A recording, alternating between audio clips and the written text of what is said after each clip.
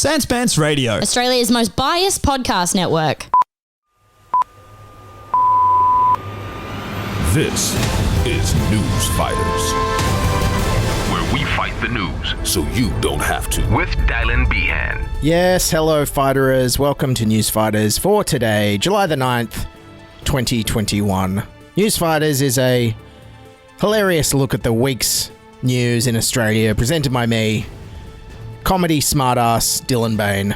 Coming up on today's show, comedian Bec Melrose is stopping by with a funny look at some of the darker news stories of the week. But first, well, here we are, right back where we started. Today is the worst day of the outbreak so far. 38 new cases, with the numbers going in the wrong direction. Greater Sydney will endure another week of lockdown as a new battlefront emerges in the fight against the Delta outbreak. The lockdown was initially set down for 2 weeks, but just yesterday extended for one more. Now even that date is in doubt. Yes, it's all feeling incredibly predictable and repetitive. It's 2020 Redux, it's a mega mix, it's pandemics on 45, COVID deja vu. It's like Groundhog Day, but we just need Bill Murray to stay in bed for the whole movie. If anything, the news is feeling like a bad FM radio station that just plays the exact same songs every single day. All right, time to play those classic lockdown hits here on the Newsfighters All Repeat Workday. First up, here's the New South Wales government saying only go shopping for essentials. The Premier even warning against essential shopping. Only go shopping when you have to. We're asking the community to only shop for those essential goods. And following on from that, that's right, you guessed it, the non-essential shops are open. This was Bondi Westfield, stores open, staff at the ready in Louis Vuitton. Yes, Louis Vuitton is open out there in the east. Now let's cross out to the west, where New South Wales police are threatening to fine people for buying shoes. Shoppers will be stopped and quizzed about why they're there. The question will be asked is what's your reasonable excuse for being here? You don't need that pair of shoes today. Or now let's cross back to the Premier, where she's saying the secret to beat the virus is everyone needs to stop moving around so much. Do not leave the house. Please do not leave the house. But what is the challenge for us is just reducing mobility. So it's really, really important for people to reduce their mobility. Oh, but that's right, you guessed it. There's no enforced travel limit, so all the rich people are driving to the beach. Not staying at home, big recreational crowds prompt strong warnings that hard work could be undone. At Bondi, the car park was packed. The testing clinic virtually empty. Most were exercising within the rules, but many clearly were not. Yes, massive crowds misbehaving there in the east. So, of course, what's New South Wales pulling out? That's right, it's a police crackdown in the poor, ethnically diverse western suburbs. From 7 a.m. tomorrow, 100 extra police will be sent into the southwest, not a tactic employed in Bondi or the northern beaches. They'll be targeted by police on a mission to lock up communities already in lockdown. Health very clearly have said to us we have a difficulty in southwest Sydney. This is all about helping our community. Oh yes, and nothing says our community like the white policeman with the super Anglo-Aussie accent. Good job. Oh, but at least the police are cracking jokes about it. The virus has shown very clearly that it doesn't discriminate, and nor does the New South Wales Police. Oh, and here's another 2020 lockdown classic hit I'd bet you'd forgotten about. It's the insecure and casual workforce being told to stay home. Don't turn up to work if you've got symptoms. You might have the virus and then infect your whole workplace, which doesn't help anybody. Then not only will you be out of work, but everybody else in your workplace will be as well. I just would again urge everyone to not attend work if you've got symptoms. Please, please make sure that if you have the mildest of symptoms, you're not going out of your house to a workplace. Yes, but it's a bit hard to pay your rent because, unlike in Victoria, we don't have a $450 test and isolate payment to pay casual workers without leave to isolate while they await their test results. So, what do you expect people to do? Oh, and here he comes. It's our gaslighter-in-chief insisting none of this is his fault and everything is going great. The Prime Minister has boldly declared that the nationwide mess with the vaccine rollout is officially over. We are now hitting every target, he says. Today, the Prime Minister sought to defend the slow vaccine rollout. Right now, we are catching up considerable time. Rejecting claims it's his fault. Morrison insisting delays in the vaccine rollout didn't contribute to Sydney's lockdown. And to suggest otherwise is just completely and utterly false. Yeah, Scott Morrison there seeming to forget the fact that we're 4.7 million doses behind on their latest revised goal and probably close to 20 million doses behind on their original plan from the beginning of the year. But tell me again how good the vaccine rollout is. In fact, the vaccine rollout is going so badly that New South Wales this week compared it to which movie? The Hunger Games. That's how the Health Minister has described the demand for COVID vaccines. It's almost a sense now of the Hunger Games, of people chasing vaccine. Until we get enough vaccine and enough GPs, we will continue to have effectively the Hunger Games going on here in New South Wales. Yes, the Hunger Games. You know, the movie where a corrupt dystopian post-apocalyptic government abuses its power to control the citizens and decides who gets to live and die. What on earth made the New South Wales government think of that metaphor? And then the film metaphors continued from the federal government. The head of the COVID-19 vaccine task force today ran war games with the states in anticipation of a surge in vaccinations in the second half of the year. Welcome to the war game of the National Campaign Plan for the COVID vaccine rollout. Yes, war games. You know, that classic 1983 movie where a young Matthew Broderick slacks off at school all year and then to cover it up, hacks into his school's computer to change his grades so it looks like he did a decent job when everyone knows all along he was just a bad, lazy student. Those your grades? Yeah. I don't think that I deserved an F. Do you? It's also apt because in war games, Matthew Broderick almost causes World War III by hacking into a computer system, whereas Scott Morrison will probably almost cause World War III by accidentally referring to Taiwan as, I don't know, a state of America or something, and then insisting that's what he meant to say all along. Okay, wait, and hang on. So we're 18 months into the entire pandemic, and it's 5 whole months since the vaccines first arrived.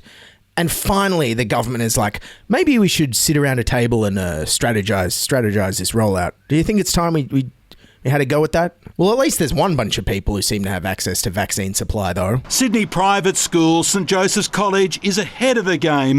160 of its students have received the Pfizer vaccine when it's meant to be limited to people aged between 40 and 60.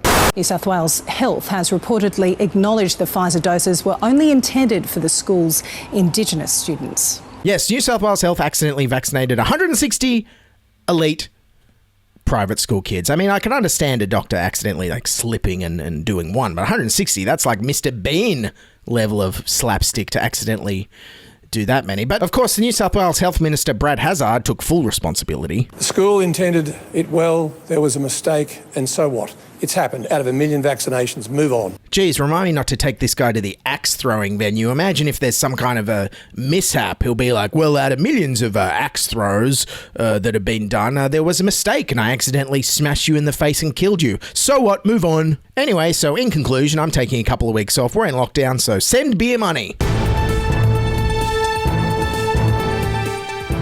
Okay, now on Newsfighters, joining me is our regular news correspondent, Bec Melrose, and due to our Sydney lockdown, joining me over Zoom for the very first time. Bec, how's lockdown treating you so far?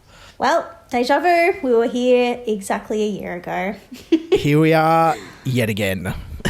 Back in all my comfy clothes. Yes, it is good to wear tracksuits to work at home instead of just to the office. I have transformed my whole wardrobe. Everything I wear out of the house now is as close to a blanket as I can possibly get. And at the moment you're working on Win the Week, the great new ABC weekly quiz show. So have you been covering? Yeah, how's that going? Have you been covering a lot of news stories? You've been seeing anything interesting? Yeah, I'm loving it. I love the show. Spending a lot of time surfing through headlines is not fun, though. I do not miss that. It feels like after reading the news week after week after week, you just end up feeling like you're living in a simulation. You just see the same stuff coming up every single week. You must get it too. You're doing it every week. Well, I know. I'm doing the exact same lockdown jokes I was on this show on Newsfighters a year ago. What's essential? What isn't essential? Oh, the Louis Vuitton store is open. It's like I should just clip out old jokes and replay them. Just bring them across. Yep. Susan, you're on mute. Yes. All right. So I guess covering through some of the big stories, one I've been following, which I think you may have as well, is the US sprinter Sha'Carri Richardson has been in the news. What's the story there? I think I can guess. Yes, well, she was a gold medal hopeful for the 100 metres at the Tokyo Olympics, and she's out. She's tested positive for marijuana, which is not the drug I expected to read when I saw that headline. Performance enhancing? I think not. I definitely don't think so. I've definitely never wrapped up a chuff feeling particularly Olympic, I have to say. Unless you're trying to break the world record for like eating Mars bars or something. Exactly. Yeah. If you can finish the 100 metres with a belly full of Doritos, I reckon that's the kind of inspiration we need at this point in history. And I was saying, it's been in the news, Gladys at the moment with the Sydney lockdown is like, everyone just stay home, everyone stay home, everyone stay home. And I'm like, hey, Gladys, you know what would make everyone stay home for a couple of weeks if you just legalise weed for a couple of weeks? Yeah, I'd be quite happy. Just give everyone a free Nintendo Switch and legalise weed for 2 weeks. Lockdown will be over. That's the real job keeper. I want that. But no, they are. Like, weed's legal in a lot of places now. They have to rethink that rule, surely. Well, it's interesting. New Zealand had the chance to vote on it and they voted to keep it illegal, which seemed very weird, especially if you've ever been to New Zealand, because they love weed in New Zealand. But all the places, like in Colorado, where I go quite a bit, it's decriminalised there. Surely they've got athletes that are going to be going to the Olympics. It definitely doesn't enhance your performance. They came out and said that they needed to... They were really sympathetic to her case, but they needed to keep the rules because it would be unfair to the other competitors. But I feel like if I found out that someone I was competing against was blowing jazzy riffs on the Gatorade sax, I'd be stoked. I don't think it's unfair at all. Yeah, well, it's unfair because they're jealous, let's be honest.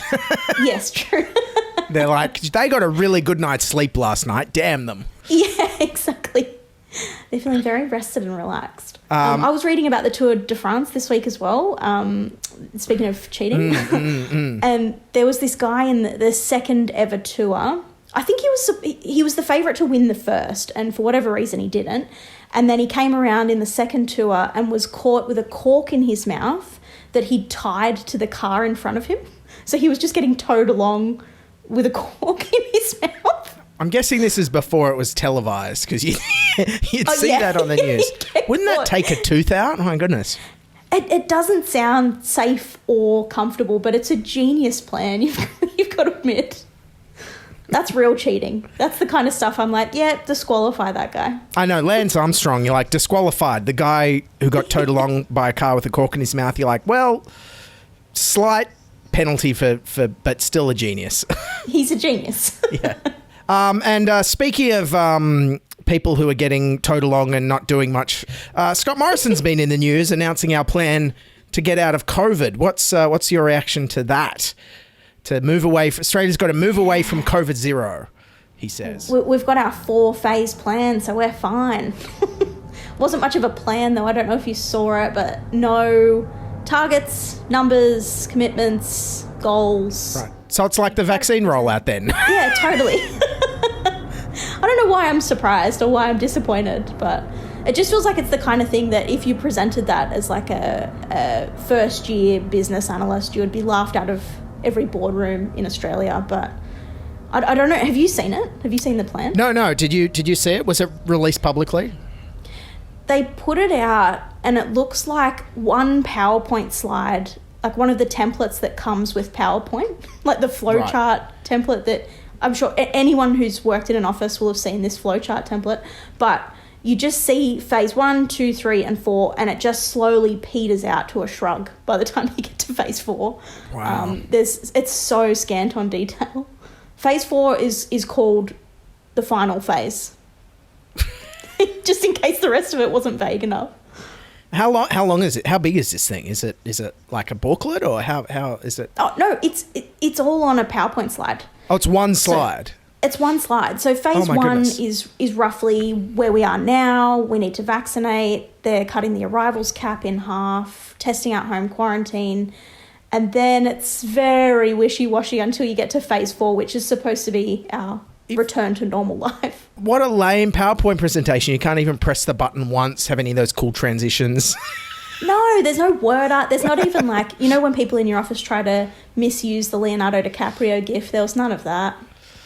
And I know made it a lot better. Those great word art. I always love the duck smashing the computer. Did you ever see that one? It's a Microsoft word art for years. I put that in every presentation because why not? And it's called, what's it called? It's called the New Deal, yeah? Yeah, he called it the New Deal, which is what Roosevelt called the plan to get out of the Great Depression, which also seems like a little bit of a stretch to me. The people were calling Roosevelt's plan the 3 R's, relief, recovery and reform. And I reckon Morrison's done the 4 Ds, the duck, dodge, deflect and delegate to the states. So I reckon that's roughly what he's done in his plan.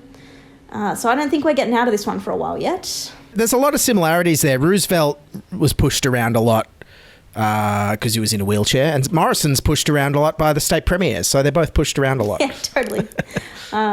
If Morrison's gone along with a cork in his mouth, I know the state premiers are driving the car, that's for sure. Yes. But we've got a lot to look forward to, I guess, when we're out of COVID. We've just got shake that off and look forward to total ecological collapse. Yes, speaking of ecological collapse, this week there was the big fire. Basically, it looked like the ocean was on fire in the Gulf of Mexico. What was this story? Man, terrifying. There was a gas pipeline that ruptured in the Gulf of Mexico, but there was actually... The ocean caught fire twice this week. That's not an encouraging sign. No, it's not. I'm just going to say things aren't looking good for the planet Earth right now. No. It was not the kind of thing that you look at and just get on with your day without it really affecting you. But yeah, the one that everyone was talking about was in the Gulf of Mexico. Gas pipeline caught fire. It looked absolutely terrifying. It almost looked like, when I first saw it, I thought it was like a CGI. It looked like someone had clipped something out from a 90s disaster movie or something. Yeah, it did not look real. But everyone kind of just got a lot. We're just kind of getting along with our lives at this point when these things happen. We're just so used to it. Everything's just kind of melding together like one giant trauma memory. I know what it'll be next. You'll just be like, oh, the moon's on fire. Oh, yeah, okay, fine, all right. Yeah, of course it is. Standard. But the little boats that were coming in, everyone was talking about this little boat in particular that was quite far away from the centre of the fire and just shooting water, haplessly. In the general direction, yeah. It was just it was just recycling water, hoping it. Yeah, it looked very, very sad. It feels like, for me, the feeling of walking up to a counter with a keep cup and asking for a soy chai latte after you've just watched that on the news. You're not making a difference. I'm saving the world. Look at me go. Yeah. You're like, I'm gonna recycle the bottle cap. Yeah. That'll put out that giant fire in the centre of the ocean. Speaking of the ocean, there's been some fish in the news this week. I understand you want to tell me about some trout that was in the news. This better be good. Yeah, I'm very excited because I've found a story that kind of jumps out of the archetypes that we were talking about earlier. We need to normalise talking about trout on meth, and I'm so glad we finally have the opportunity to do that. There was a Czech research team that I was reading about who put trout in meth water for a couple of months and then gave them a choice of meth water or normal water, and they chose the meth water. And the theory is that our shitting and farting illegal substances into the waterways is getting sea life hooked on drugs, which is a problem. Well, of all the climate change problems and, humans' impact on the environment, I just don't think this is one that we ever thought was having an impact. But yeah, your sesh turds are part of the problem. And this was actually big. I did see this in The Guardian or somewhere. What?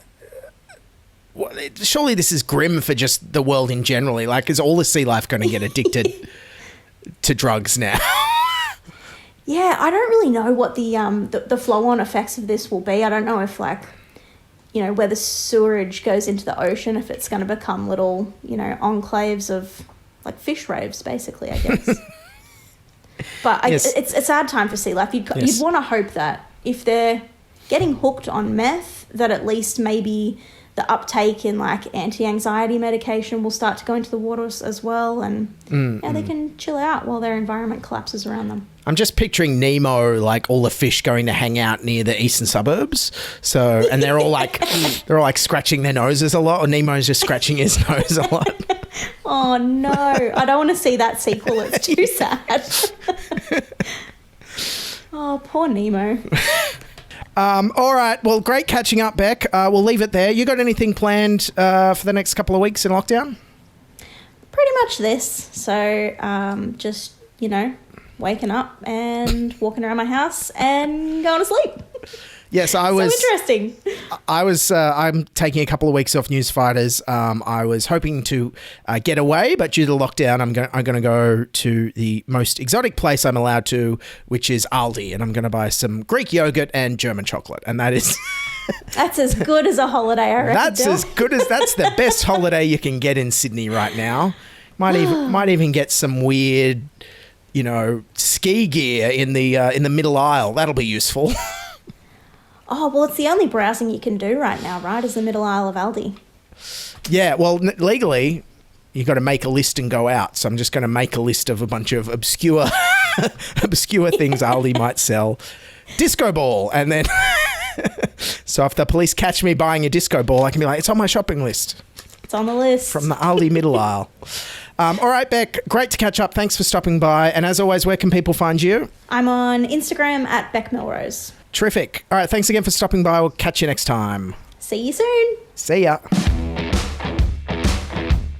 right, that's Newsfighters for today, July the 9th, 2021. Big thank you to Bec Melrose for being on the show, and a shout out to my new Patreon supporter, Tom.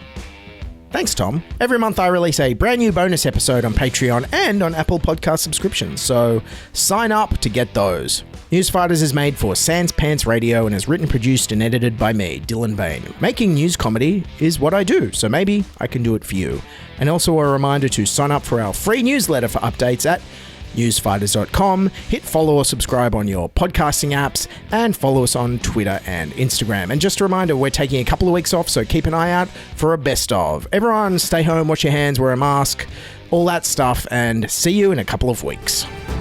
This is Newsfighters, where we fight the news so you don't have to. And so what? Move on.